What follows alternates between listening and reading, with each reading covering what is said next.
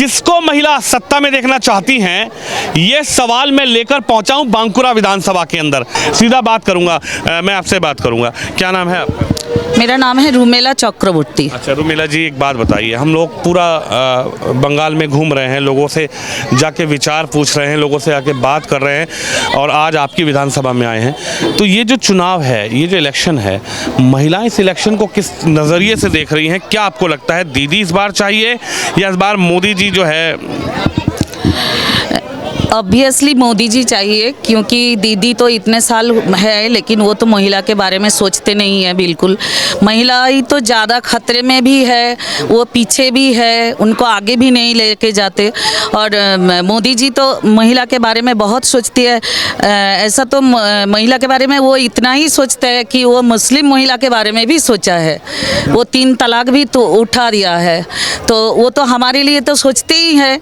तो दीदी क्या किया? दीदी देखिए, हमारे जो सबके घर में बेटियां हैं बाहर पढ़ने जाती है, तो वो तो सिक्योर नहीं है। सभी जगह में तो बहुत सारी उसके ऊपर अत्याचार हो रहा है। आपने पिछले साल देखा है कोलकाता में जो डॉक्टर स्टूडेंट थी एक, जो अभया हमने नाम रखा है उनका, तो उसके ऊपर कितना अत्याचार हुआ है और कैसे उनको मारा गया है। तो उसका अभी तक कोई विचार नहीं हुआ। ऐसे तो सारे जनगण, सारे लड़कियां रात भर कितना आंदोलन किया, फिर भी दीदी को आंखें नहीं खोले। माफ़ कीजिएगा, हम शायद थोड़ा थोड़ा बांग्ला भी बोल दे रहे हैं। आप अपना विचार रखिए, बांग्ला में भी रख सकती हैं आप, कोई तो मैं वो तो सोचा ही नहीं। इतने लोग कितने रात जगे हैं, कितने रात तक हम लोगों ने आंदोलन किया है। हर भारत में पूरा आंदोलन हुआ था, भारत के बाहर भी आंदोलन हुआ था। बाहर जो लोग हैं भारतवासी, वो भी आंदोलन किए थे, लेकिन फिर भी उसके थोड़ा सा भी नहीं हिले, वो कोई भी विचार नहीं आया आज तक। एक महिला मुख्यमंत्री, और जब महिलाओं के संग अत्याचार होता है तो महिला मुख्यमंत्री नहीं बोलती हैं, इस पर आप क्या समझती हैं? वो खुद एक महिला हैं, वो दर्द, वो पीड़ा अगर किसी बेटी के साथ हो रहा है तो उनको महसूस होना चाहिए। लेकिन आप कह रही हैं कि बेटियों ने आंदोलन किया, रातों को जगी, एक पूरा जो है प्रशासन को जगाने का काम किया, लेकिन फिर भी जो दीदी जो है वो नहीं समझा। नहीं, क्योंकि उसका स्वार्थ होगा इसमें। जो लोग इसमें जड़ित है, जो लोग किया है ये सब काज, ये जो काला करतूत जो लोग करते हैं ना, तो वो दीदी के बहुत नज़दीक होते हैं। वो दीदी के बहुत नज़दीक होते हैं। वो उनको सेफ करने के लिए, सेफ रखने के लिए, उनके सिक्योरिटी के लिए वो सोचते हैं। हाँ, ममता नहीं है उसके हृदय में, कोई ममता नहीं है, ममता नाम ही है। वो ठीक कह रही है कि वो इसके हृदय में थोड़ी सी भी ममता नहीं है। वो जो अपने भाई लोग हैं जो उनको पैसा लेके देते हैं, लाते हैं, पैसा लाके देते हैं और भी बहुत कुछ काम उनका कर देते हैं, तो वो उनको ही सपोर्ट करते हैं। अनसिक्योरिटी आप समझ रही हैं? हाँ, अनसिक्योरिटी, एकदम अनसिक्योरिटी। हम तो बाहर जाने में भी बहुत डर लगता है हमको, कहाँ कोई कुछ हो जाएगा। तृणमूल का प्रशासन है, पुलिस भी नहीं आएगी। पुलिस आएगी भी तो जिसके ऊपर अत्याचार होता है उसके ऊपर केस नहीं देगी, जो उसके ऊपर ही केस दे देती है, जो करते हैं उसके ऊपर केस नहीं देते। आपको क्या लगता है इस बार क्या विचार है चक्रवर्ती जी आपका? इस बार तो यही विचार है कि मोदी जी को लाना ही है, बीजेपी को लाना ही है, क्योंकि अगर और भी 5 साल हमको बर्दाश्त करना पड़ेगा तो हमारा जो बच्चे लोग हैं ना, वो बहुत इनसिक्योरिटी में पड़ जाएगा। हम उनको छोड़ के कैसे जाएंगे? हम तो एक दिन दुनिया से चले ही जाएंगे, ठीक है, हमारा एज हो जाएगा, फिर वो भी तो रहेगा ना। तो समाज तो ठीक होना चाहिए। ये जो समाज में बच्चों के भविष्य की बात कर रही हैं, ये कह रही हैं कि अगर हम आज अपनी लड़ाई नहीं लड़ेंगे तो हमारे बच्चों का भविष्य खराब होगा। ये महिलाएं पश्चिम बंगाल की हैं, जिनके दिल का, जिनके मन का दर्द आज बाहर निकल रहा है। और तस्वीर आपको पश्चिम बंगाल से दिखा रहा हूँ। आप अभी जाना नहीं, मैं आपसे और बात करूँगा, थोड़ा आप आगे आइए। आपका क्या नाम है? अमना आल्लादी मंडल। अच्छा, आप ये बताइए, जो भी इन्होंने कहा, आप उससे कितना सहमत करती हैं? महिलाओं को क्या डर लगता है पश्चिम बंगाल में? क्या लगता है कि शाम के वक्त निकलना, मन में सोच विचार लगता है कि साहब अगर शाम को जाएंगे तो कहीं कोई छेड़खानी कर देगा, कहीं कोई बदतमीजी कर देगा? हाँ, एकदम 100% मत सहमत আছে আমার। যে দিদি যে কথাগুলো বললো একদম সত্যি কথা বলেছে, একদম 100%। সব। আর এই যে বাচ্চাদের পড়াশোনার জন্য তো পড়াশোনা হচ্ছে না, সবার হাতে হাতে একটা করে মোবাইল দিয়ে দিচ্ছে দিদি। 11-এ পড়লেই তাদের হাতে হাতে একটা করে মোবাইল দেওয়ার ফলে কি হচ্ছে, সব বাচ্চারা গেম খেলছে। গেম খেলার পর কি করছে, কনসেন্ট্রেটটা নষ্ট হয়ে যাচ্ছে, তাদের পড়াশোনায় মনোযোগ বসছে না, তাদের সারাদিন ওই খেলার নেশা ওইটা যাতে না হয়, না দেওয়া হয়, সেই ব্যবস্থা করা হোক।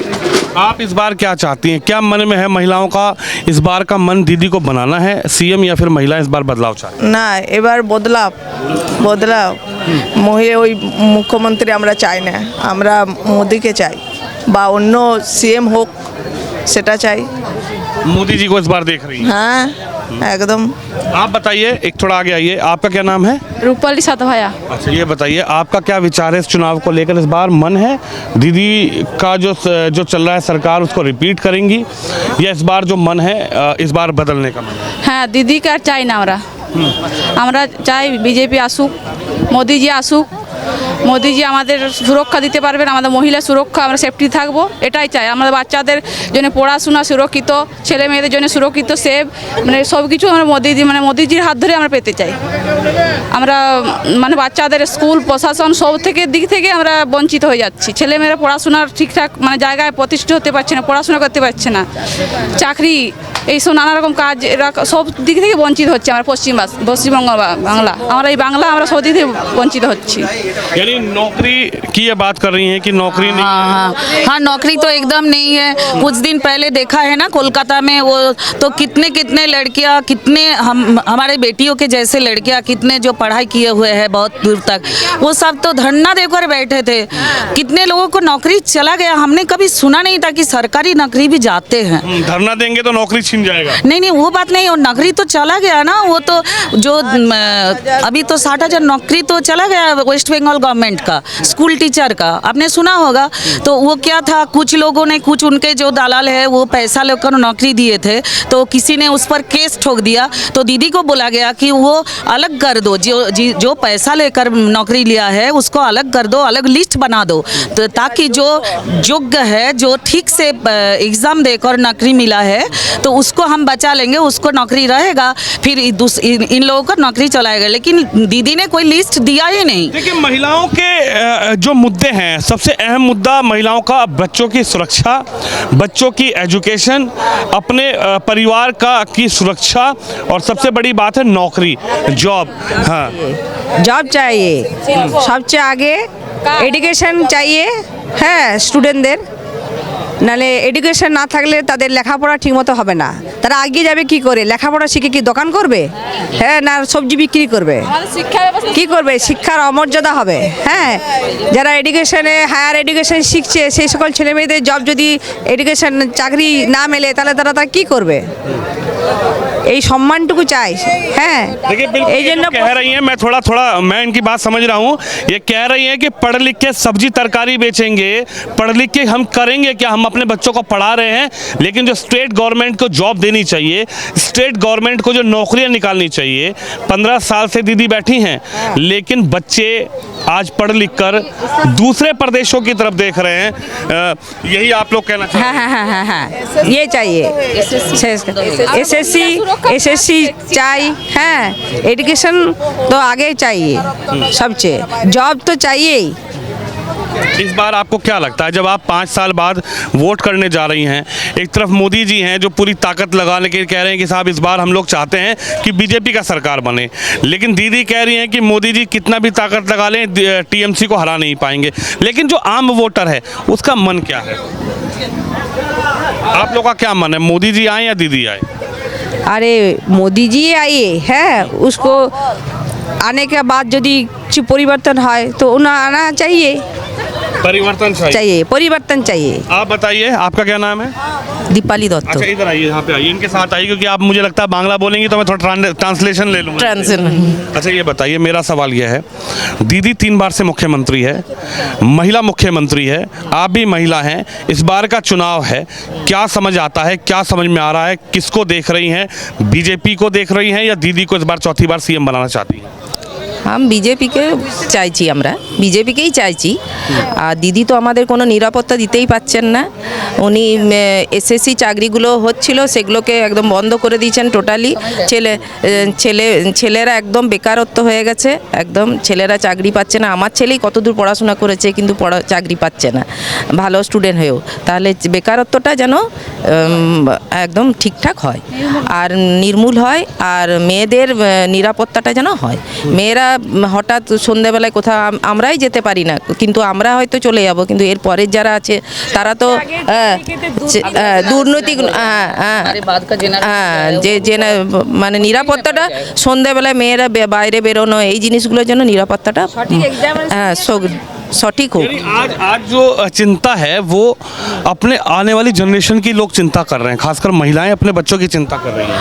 हाँ, हमको तो करना ही पड़ता है, लेकिन अब भी कोई सुरक्षित नहीं है। देखिए ना, कितने कितने हमारे जो बेटे के जैसा है, कितने कितने बेटियाँ इतना पढ़ाई लिखाई कर कर वो ई रिक्शा चला रहा है, क्योंकि उसके पास जॉब नहीं है। और हर कोई तो डॉक्टर इंजीनियर नहीं बनते ना, वो तो दूसरा भी सब्जेक्ट में पढ़ते हैं। तो पहले तो स्कूल सर्विस कमीशन का एग्ज़ाम होता था, अभी तो कुछ 10 सालों से तो बंद है वो। अच्छा, सब कुछ। एक बात बताइए, मैं जब पश्चिम बंगाल में घूम रहा था तो मैं तस्वीर देख रहा था, जब हम लोग 77वें गणतंत्र दिवस में हैं, आज़ादी के 70-77 साल हम लोग कंप्लीट कर चुके हैं, लेकिन पश्चिम बंगाल में आज भी ऐसी जगह मैं देख रहा था कि महिलाएं आज भी खुले आसमान के नीचे तालाब में नहाने को मजबूर हैं। हाँ, एक तरफ पुरुष नहा रहे हैं, थोड़ी ही दूरी पर महिलाएं नहा रही हैं। ये तस्वीर आप क्या इसको समझती हैं कि जो महिला, जिस महिला की जो इज्जत है, जो उसका सुरक्षा है, अपने घर में भी बाथरूम का दरवाज़ा हम लोग लगाकर नहाते हैं, पुरुष भी कहीं ना कहीं बाथरूम का दरवाजा लगा, लेकिन महिलाएं खुले आसमान के नीचे नहा रही हैं, वो उधर दूसरे छोर पर पुरुष नहा रहे हैं। देखिए, क्योंकि ये तो ऐसा प्रॉब्लम तो दीदी ने क्रिएट किया है, क्योंकि घर में किसी का जॉब नहीं होता, फिर उनके बच्चे लोग का जॉब नहीं होता, तो फिर वो घर में तो पैसा आना चाहिए ना, फिर भी तो टॉयलेट बनाएंगे, फिर भी बनाएंगे तो वो महिला को हाथ में 1-1 हज़ार दे देकर, लक्ष्मी भंडार देकर वो चुप करा देता है। तो घर का कोई किसी का काम नहीं होता। और मोदी जी जो स्वच्छ भारत का जो दिया है ना टॉयलेट, कुछ कुछ जगह में हुआ है, कुछ कुछ जगह में तो उनका जो लोग है वही तो लोग पैसा खा लेते हैं, वो तो बनाया भी नहीं है, बनाते भी नहीं है।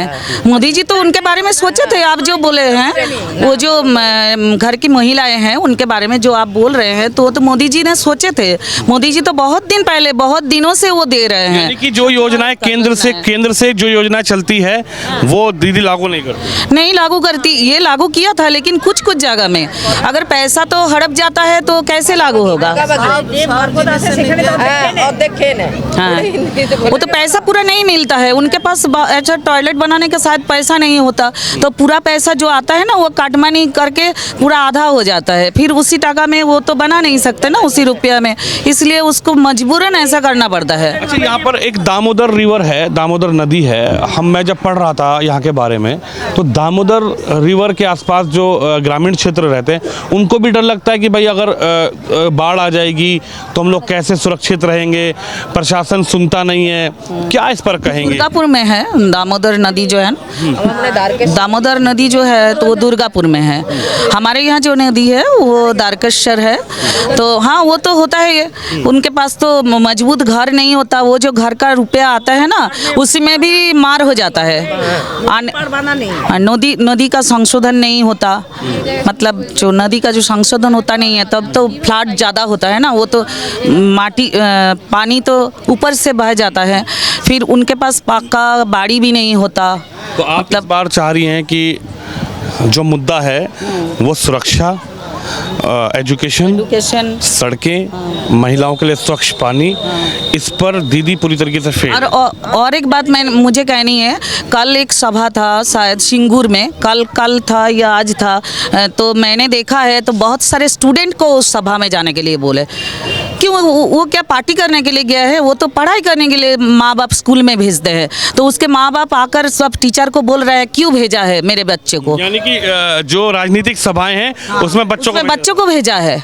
आप भी देख सकेंगे, आज ही शायद होगा या गतकाल हुआ है, ये स्टार्ट हुआ है। तो मैंने देखा है न्यूज़ में, वो बच्चे लोगों को भेजने के लिए बोला है, मजबूरन उनको जाना पड़ेगा। यूपी में योगी आदित्यनाथ हैं, वो ये कहते हैं कि मेरा प्रशासन, अगर मेरी सरकार में या मेरे स्टेट में कोई लड़की को अगर कोई छेड़ता है, कोई लड़की को कोई कमेंटबाजी करता है, तो योगी जी ने कहा कि अगले चौराहे पर सीधा यमराज का टिकट उसका हम काट देंगे। योगी ठीक को ही आप- कहा, ठीक ही कहा। जो हमारा प्रशासक होंगे उनको ही तो हमारा रक्षा करना होगा ना। हमारे घर में जब रहते हैं हमारा गार्जियन रहते हैं, लेकिन बाहर जब जाते हैं तब तो प्रशासन का ही दायित्व होता है, तब तो उनको ही करना पड़ेगा ना, उनको ही सोचना पड़ेगा हमारे लिए।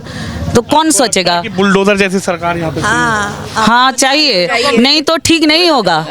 हाँ, ये सब जब हो गए ना, सब दानव हो गए हैं, तो उनको हटाने के लिए बुलडोजर जैसा सरकार ही चाहिए, नहीं तो कैसे होगा? और ये तो कुछ भी नहीं देखते, कुछ भी किसी के लिए नहीं सोचते, जनगण के लिए कुछ भी नहीं सोचते।